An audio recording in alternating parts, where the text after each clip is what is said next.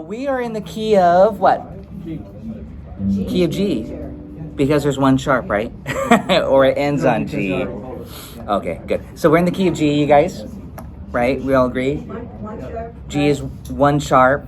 Key of G. Who can say all the chords? But why does it go to E flat major? Oh, that's exactly what we're going to talk about. That's our flat six. That's the flat six major borrowed chord. We'll talk about that in a second, but one thing that I'm always thinking is very important is if you say, okay, I'm in the key of G, to go G major 7, A minor 7, B minor 7, C major 7, D 7, the 5, E minor 7, F sharp minor 7, flat 5, that's the 7 chord, and then back to G. Those are your diatonic chords in the key of G. So you have the 1 chord, the 2 chord, 3 chord, the 4 chord, 5, 6, 7, and 8. So that helps you analyze. So when you see an A minor 7 chord, you're like, oh, that's a 2 chord. If you see a B minor 7, oh, that's a 3 chord. You know that you're in the key of G. But the next chord is E flat major 7. That's where it's like, hey, that's not in the key of G. Where does that come from? It's would be called a borrowed chord. It's from G minor, the parallel key. So if you're in the key of G minor, who knows what major key that would be related to? What is G minor the relative minor of? B or B flat. So yeah, here's the trick. You go up 3 frets. B flat. So it's B flat major. So that's my favorite trick or hack is to the relative major is up, the relative minor is down. Happy is major, minor's down, sad. Go down 3 frets. That's the magic number. So G minor, B flat major. You're in the key of B flat major. So that's called a parallel key. And so many songwriters, composers will borrow chords. They just borrow them from the minor world and put them in their major happy song to get something really interesting and unique and colorful. So in this case, that E flat major, E flat is what number of B flat? You do this. If I was in the key of B flat, here's the scale. It's a 4 chord. So it's the borrowed 4 of the E flat major key. But in relation to G, it's the flat 6 major. So at the beginning here we have G major 7, 1, E flat major 7. Isn't that beautiful? Just that alone, that borrowed chord, it kind of like you're going to this parallel world, essentially, you know. That's the parallel key. Parallel major, G major, and the parallel minor running in tandem. The 6th chord would be E minor 7. That's pretty typical in jazz. So go 1, 6, 2, 5. But if you want 1 flat 6, see, you get that colorful, that darker flavor. So that's how you use borrowed chords. E flat major 7. And here's how I'm doing it, like this, or like this. And I'm actually favoring this shape here. That's coming from a C major 7 shape, but you have to kind of do this. So my fingering is to do this. G major 7. Start with C major 7. If this shape is new for you, movable shape, start with C major, because here's C major 7.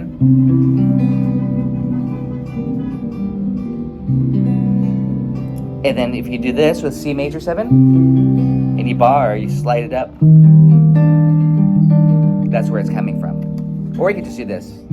Or you could just do 3 note. G major 7. You can modify it to your needs, and I'm going to demonstrate a few different things. What I'm saying is not one way is better than the other. Just do what works best for you. But I'm doing this particular shape to have the D note constant as like a pedal tone, and that's actually, oh, it's not true. I was gonna say that is the melody note when it goes.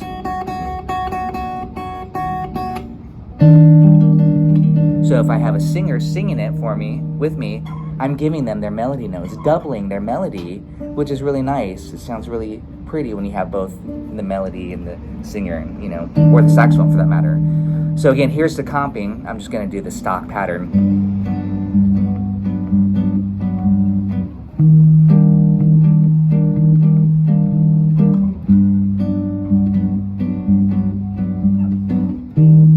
If you just want to practice that much. And 3, 4, 1, 2, 3, and 1, and.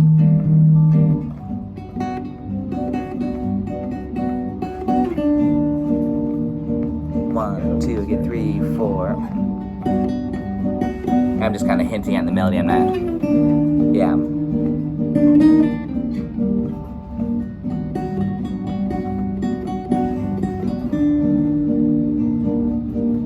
Beautiful.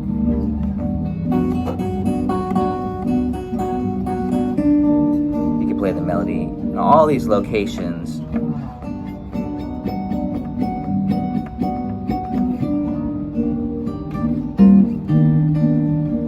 One, So 2, 3, and. Oh, I'm not doing it like that, Pete. I'm using my pinky. Yeah, okay.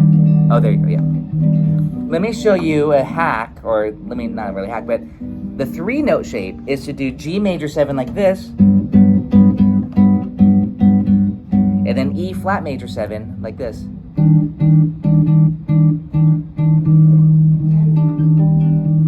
If you want to do 3-note shapes for comping, which is great. Is this D Yes, instead of this D? yes, absolutely, Those are yeah. my fingers to mess with. Yeah, you almost have it there.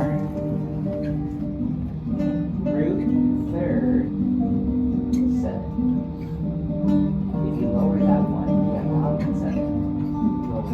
You know, that's all the time, right? So there's the major 7. Yeah, so now that you major 7 here, you can also just slide that slowly and then just get that finger here. Yeah, no, don't lift though. You don't want to lift your fingers, just slide that ring. That's the secret. You're giving me too big of a challenge. That's one of the secrets of 3-note voicings, is that the ring finger will stay down. I have to be careful about my fingers. The ring finger stays down on the 3rd string, like this. Watch my ring finger. It doesn't lift, it just slides.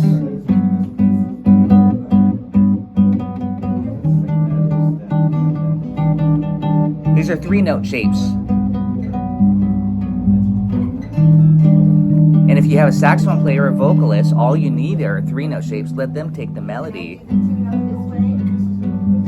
You can. I would still prefer 3 notes because I would prefer 3 as a minimum. If you, and I know you can do it, that's what I'm saying. Yeah, there you go. And then the other thing that you could do, Leslie, is just slide down. You might start up here. You guys, if you want to do kind of a chord melody thing, start on the G major 7 up here as a 3-note shape and do this. And slide.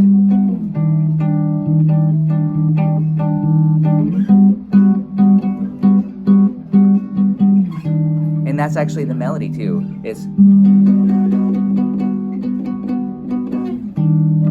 So you have chord melody just like that. 1 and 2 and 3 and 4 and 2 and 4 and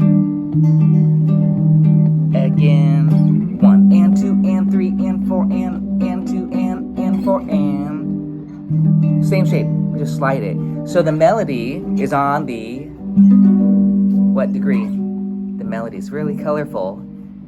It's on the major 7. It's on the major 7. In swing, like old swing tunes, we're used to melodies being on the root and the 3rd or 5th. This is a major 7, really colorful. And that's what gives it that flavor. That's why I did not write G6. Because the melody's on the 7, so you should probably play major 7. You don't want the G6 like this. You want the 7. Da, da, da.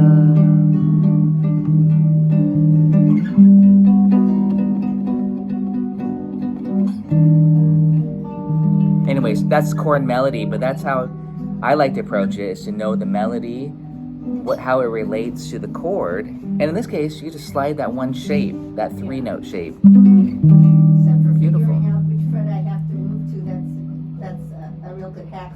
It's a great hack. The 3-note shapes, I love it. And again, yeah, you could do gigs just exclusively 3 notes for copying. Just so that let's go on. We're just analyzing it, kind of phrase by phrase. Then it goes back to the G major 7, da da da da da da da da da, B minor 7, the 3 chord, to the E7. That's a 2/5. Where does B minor to E7? Where does that want to go? The 2/5 of A, and A in the key of G is minor, so it goes to A minor, and it does go to A minor. So even though it's a 3 chord, and the E7 is a dominant, not minor 6, we call that a 2/5, leading to A minor. And I'm gonna do it like this: 3-note shapes. A minor. Da da da da da. Okay. So far we have something like this.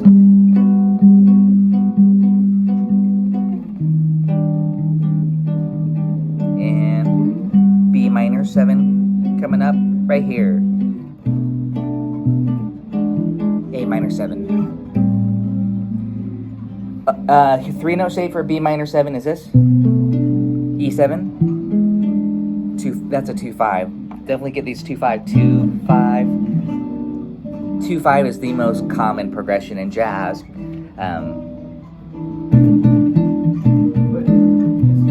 not really tonicizing in the A minor 7 though. It is tonicizing the A minor. Is it? Yeah, like if you said, hey, It what's sounds to me like a 2.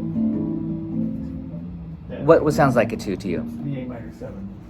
Well, once you get there, you can treat it as a 2. But so to me, by the word using tonicizing, that B minor 7 to the E7, most players would treat those 2 bars as in the world of A minor, probably A harmonic minor if you were to do this. And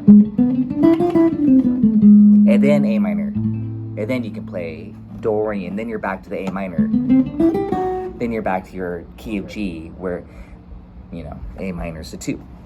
So the word tonicizing is to me like creating a sub-progression in the key of A minor for that moment. So that as soon as you hit that B minor 7, A minor, you want to lead us into A minor, and that was a harmonic minor scale of A harmonic minor on the B minor chord and the E7 to pull us into the A minor. Yeah. But now once we arrived at A minor, now we're in the key of G again. But now let's analyze it further. A minor goes to C minor. C minor this is a 2/5. If we recall actually I didn't go to F7 there. Sometimes you might see F7. C minor is the 2 chord of B flat major, but it's also the 4 chord of the parallel key G major. So I would say it's the minor 4 chord. We encounter that quite a bit. A minor, and it's always a 3 fret distance. So you get this. I'm going to do A minor 6, by the way, like this.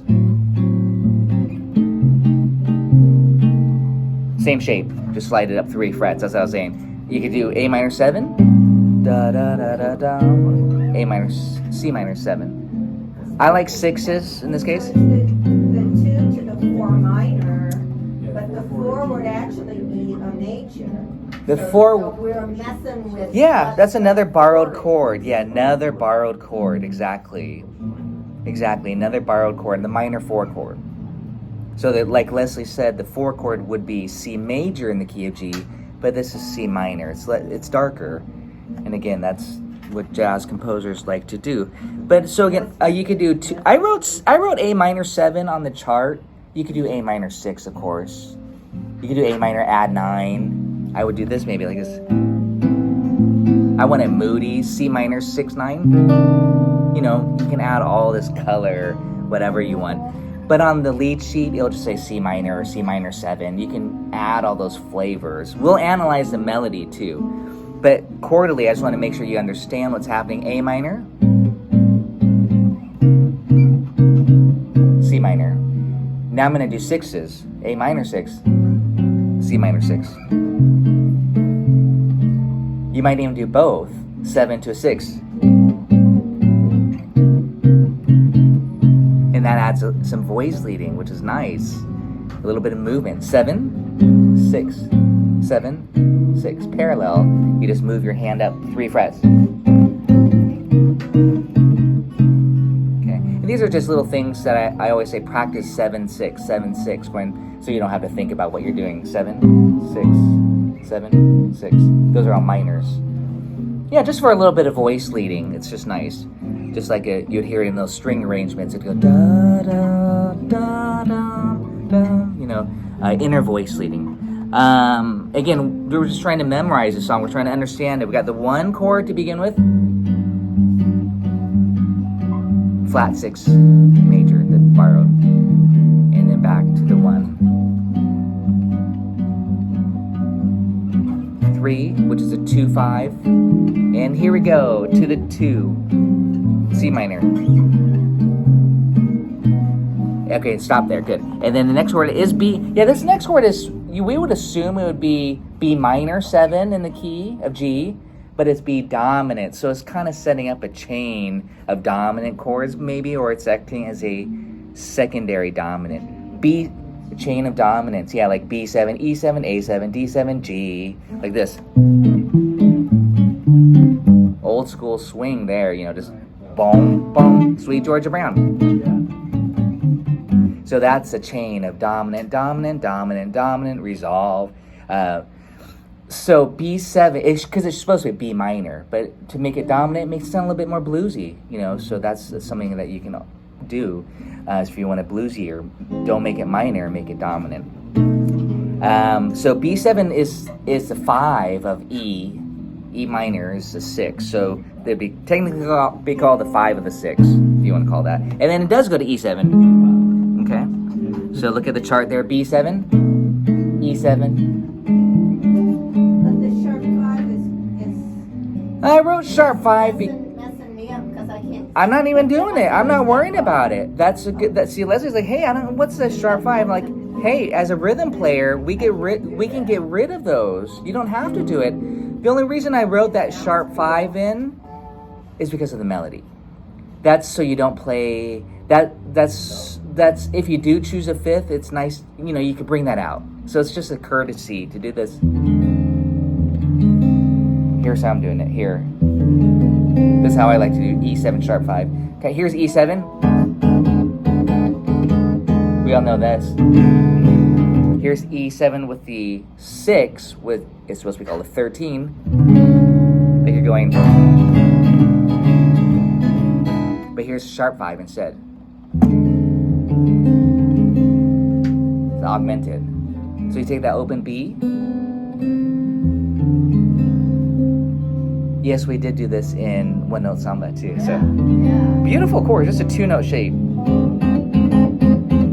So check it out. If you wanted to work that in, which I'm not worrying about it myself, for comping purposes, if I were to do chord melody, I would do that. But otherwise, I would just do this. So 3-note shapes. It's all about 3-note shapes for comping.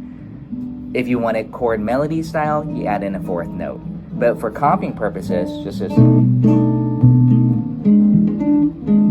A7, D7. So let's everybody do this with me. It's a chain of dominance. Dominant, B7. And then E7. And then move it down a whole step, because it's a chain. A7, D7.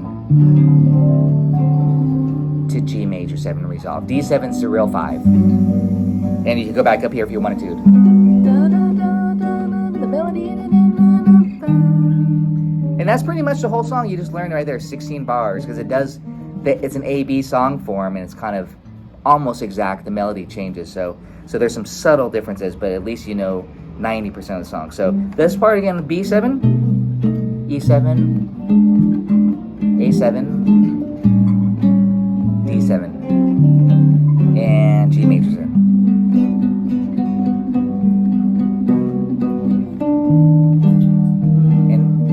And I just showed you that little hack of taking the same shape and sliding it to get the chord melody. Do we really go G major 7 to G minor 7? Oh, shoot. Yeah, that's the turnaround, isn't it? Thank you. Yeah, the turnaround is G major 7, and then that parallel G minor 7. Now, I forgot, that's what they use on the intro to the, we skipped the Joe Henderson intro, but they're doing G major, G minor, Okay. major, parallel, meaning the same root, G minor. That was the intro. We didn't do that, but that's what they're doing. You could jam on that for hours. So much fun. Major to minor. But that's also the turnaround. So instead of your traditional jazz 1, 6, 2, 5, you get this. I'm just barring across there, G minor 7 and then G major. So that's a really cool turnaround, very unique.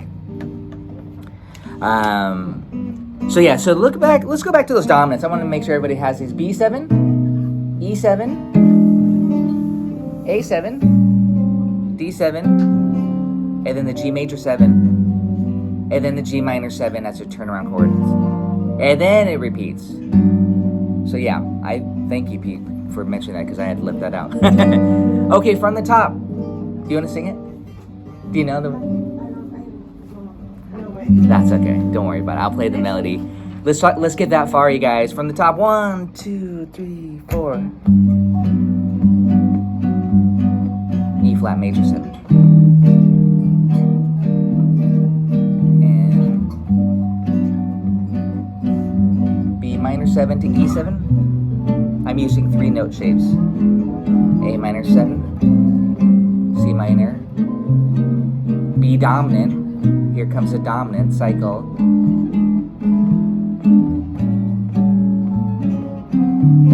G major 7. G minor 7. And you can play the melody if you want.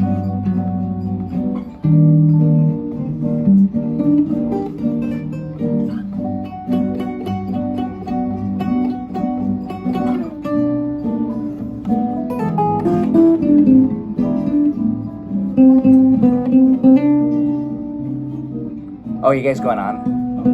Oh no, that's okay. I was just looping the A section. There's a little, the melody changes a little bit there at the, on the, that's the only difference pretty much. Otherwise it's like you've already learned the whole song chord progression wise.